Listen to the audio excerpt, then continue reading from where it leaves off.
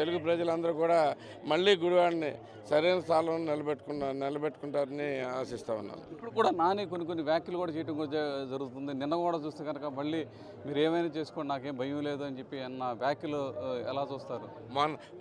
మొన్న ఏమన్నాడు, ఇప్పుడు ఏమన్నాడో మీరే చూసుకోండి. మొన్న ఏమన్నాడు, అంతకుముందు దమ్ముంటే రండి అన్నాడు. ఈ గుడివాడ వస్తే వేసేస్తామన్నట్టు మాట్లాడాడు. ఇవాళ ఏమంటున్నాడు, చంపితే చంపుకోండి అంటున్నాడు. ఇంతగానే రెండింటికి తేడా చూసుకోండి. బేలతనం వచ్చేసింది, మనిషి అయిపోయాడు. తేడా క్లియర్గా అర్థమవుతుంది. ఆయనకి భవిష్యత్తు లేదనేది కూడా అర్థమవుతుంది.